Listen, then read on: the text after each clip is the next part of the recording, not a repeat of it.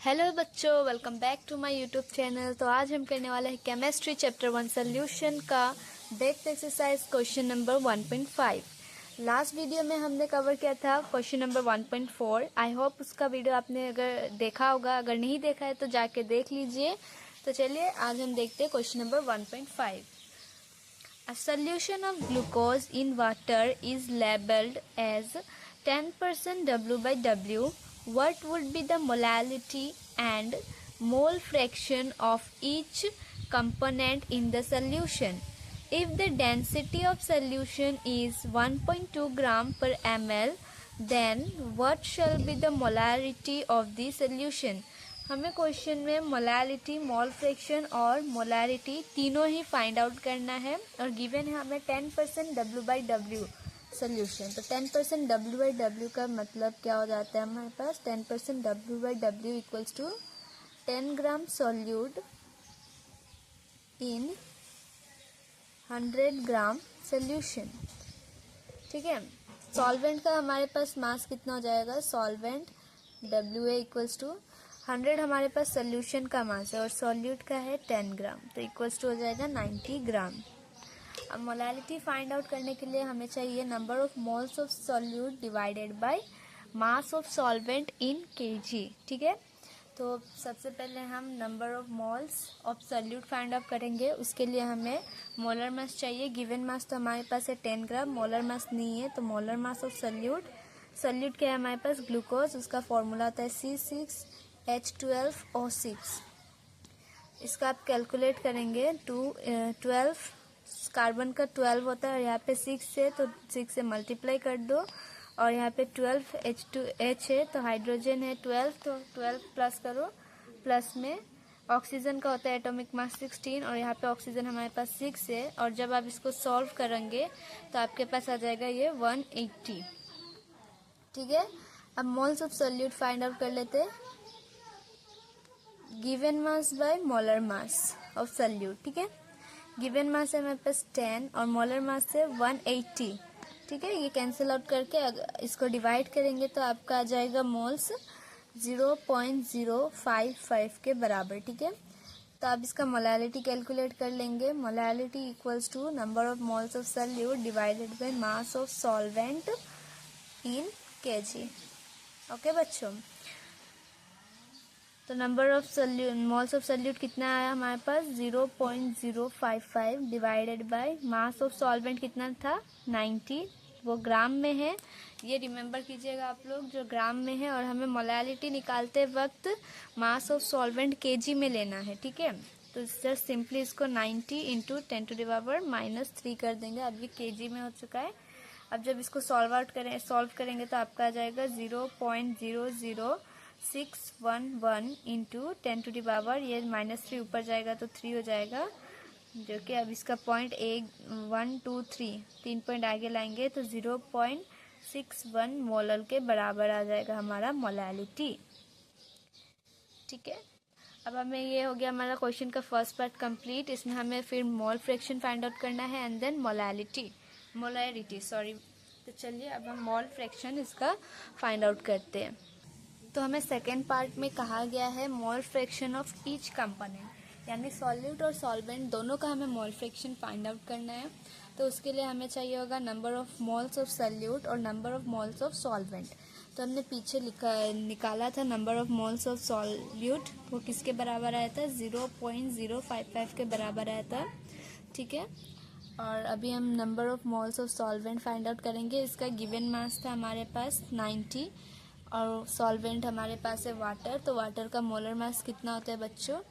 2 + 16, ये आ जाएगा 18। ठीक है, मोलर मास होता है वाटर का हमारे पास 18, तो ये इसको डिवाइड कर देंगे आप, तो ये आ जाएगा 5.055 के बराबर। ठीक है, ओके, मोल्स ऑफ सॉल्यूट आ गया है हमारे पास 5, ये 5 मोल्स है बच्चों, 5 मोल्स। अब करेक्ट कर लीजिएगा, ये होगा 5 मोल हमारे पास। अब हमें इसके लिए एन टोटल चाहिए होता है मोल फ्रैक्शन के लिए। एन टोटल होता है number of moles of solvent plus में number of moles of solute. Number of moles of solvent आया हमारे पास 5 और number of moles of solute है हमारे पास 0.055। जो कि आ गया हमारे 5.055 के बराबर। तो अब हम पहले number of moles of mole fraction किसका कैलकुलेट कर रहे हैं, सॉल्यूट का। तो ऊपर आएगा हमारे पास number of moles of solute divided by N total. Number of moles of solute कितना है हमारे पास, 0.055, और एन टोटल हमने कैलकुलेट किया है वो है 0.055। अभी आपका सॉल्व करेंगे तो अप्रॉक्सीमेशन यह आएगा आपका 0.99 के बराबर। ठीक है, अब mole fraction of solvent find out कर लेते हैं। तो number of moles of solvent divided by N total. Number of moles of solvent है हमारे पास 5 और एन टोटल है 5.055। यह आएगा आपके पास अप्रॉक्सीमेशन 0.01 के बराबर। आप चाहे तो number mole fraction of solvent नहीं निकाल के भी आप ऐसे कर सकते थे बच्चों। देख लीजिए, आपको पता है जो मोल फ्रैक्शन ऑफ सॉल्वेंट प्लस में मोल फ्रैक्शन ऑफ सॉल्यूट का समेशन हमेशा 1 के बराबर आएगा। तो हमने फाइंड आउट कर लिया था मोल फ्रैक्शन ऑफ सॉल्यूट, तो XA इंटू XA प्लस में मोल फ्रैक्शन ऑफ सॉल्यूट कितना था, 0.99 के बराबर इक्वल्स टू 1। और मोल फ्रैक्शन ऑफ सॉल्वेंट अब यहाँ से भी कैलकुलेट कर सकते थे, 1 माइनस 0.99, जिसका आपके पास आंसर आ जाएगा 0.01 के बराबर। ठीक है, आप ऐसे भी कैलकुलेट कर सकते हैं या फिर ऐसे भी कर सकते हैं, दोनों मेथड करेक्ट है। आपका कोई भी एग्ज़ाम में काटा नहीं जाएगा, तो आप कोई भी मेथड से कर सकते हैं जो आपको इजी लगे। तो चलिए अब हम करते हैं, फाइंड आउट करते हैं इसका मोलारिटी, जो कि है क्वेश्चन का थर्ड पार्ट और लास्ट। तो मोलारिटी के लिए हमें चाहिए होता है number of moles of solute divided by volume of solution in litre. तो आप सोच रहे होंगे हमें क्वेश्चन में तो वॉल्यूम कहीं भी मेंशन किया गया नहीं है, नंबर ऑफ सॉल्यूट तो निकाल लिया है मोल्स हमने सॉल्यूट का, वो था 0.055 के बराबर, और वॉल्यूम ऑफ सॉल्यूशन तो हमें क्वेश्चन में गिवन नहीं है, तो हम कैसे कैलकुलेट करेंगे। आप क्वेश्चन को ध्यान से देखेंगे तो आपको क्वेश्चन में डेंसिटी गिवन होगा, ठीक है नहीं, सॉल्यूशन का डेंसिटी आपको क्वेश्चन में गिवन होगा 1.2 ग्राम पर ml। तो उससे आप वॉल्यूम इजीली कैलकुलेट कर लेंगे।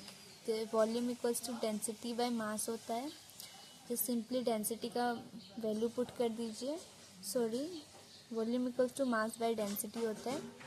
मास इतना होगा हमारा सोल्यूशन का 100, और डेंसिटी कितना गिवन है 1.2, तो ये अगर कैलकुलेट करेंगे तो आपके पास आएगा 83.33। ओके, वॉल्यूम भी हमने कैलकुलेट कर लिया, पर ये आपका आएगा ml में। ठीक है, तो अब मोलारिटी इजीली कैलकुलेट कर लेंगे हम। Molarity equals to number of moles of solute divided by volume of solution in litre. ठीक है, number of moles of solute हमने कैलकुलेट किया था 0.055 divided by volume of solution कितना है हमारे पास 83.33, पर ये ml में है और हमें फॉर्मूला में लीटर में चाहिए मोलारिटी फाइंड आउट करने के लिए, तो इसको 10⁻³ से आप मल्टीप्लाई कर देंगे।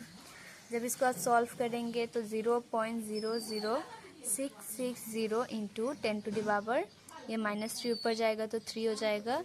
ठीक है, अब ये पॉइंट, अब ये 3 पॉइंट यहाँ लाएंगे आगे की तरफ, तो 0.7 आ जाएगा, 7 मोलर। ठीक है, ये हो गया हमारा मोलारिटी, और इसी के साथ आपका ये क्वेश्चन ख़त्म होता है। आई होप बच्चों आपको इसका आंसर अच्छे से समझ आया होगा इस क्वेश्चन का।